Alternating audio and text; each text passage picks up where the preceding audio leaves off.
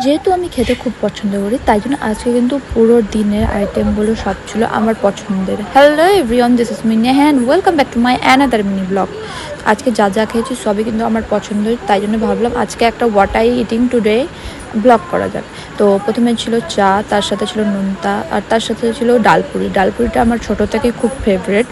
আর তারপরে ছিল আমার পছন্দের আতপ চালের খিচুড়ি, তার সাথে ছিল লাল লাল কষা একদম চিকেন, তার সাথে ছিল পাঁপড়। এটাও কিন্তু আমার খুব বেশি পছন্দের জিনিস। তো তোমাদের কার এটা খুব বেশি ভালো লাগে তারা অবশ্যই আমাকে কমেন্টে জানাও।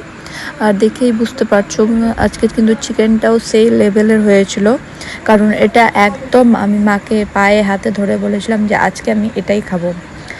তারপরে খেয়েছিলাম, এটাও আমার খুব পছন্দের একটা কেক। তোমরা যারা যারা এখন পর্যন্ত লাভ বাইট ট্রাই করোনি অবশ্যই ট্রাই করো, দেখবে সত্যি কিন্তু এটা খুব বেশি মজার হয়। তারপরে সন্ধ্যাবেলা ছিল আজকে ফুচকা, তার সাথে ছিল টাইফুন। এটা হলো মোমোর বড় ভাই টাইফু, এর মধ্যে কিন্তু চিকেন আর এগ দুটোই থাকে, তাই জন্য এটা আমি একটু বেশি খাই।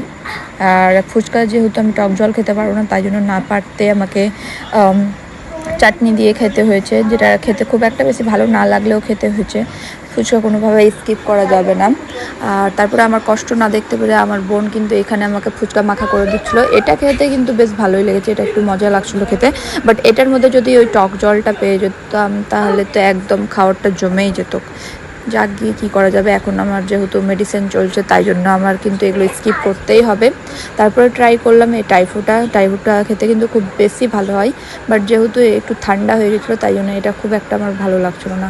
আর এবার তোমরাই বলো, ফুচকা সামনে রেখে মোমোতে কি হাত দেওয়া যায়? এটাতে কিন্তু গ্রিন চাটনিটা একটু বেশি টেস্টি। তারপরে ডিনারে ছিল কলার সানা, তার সাথে ছিল কিন্তু আলু সানা, আর ছিল ডাল। আমি ডাল খুব একটা পছন্দ না করলেও কিন্তু এরকমভাবে যদি ডাল হয় কোনোভাবেই আমি মিস করি না, আর তার সাথে কিন্তু একটু এক্সট্রাই খেয়ে নিই। আর নাইটে একটু ক্রেভিং হয়েছিল, তাই এটা খেয়ে নিলাম। টাটা।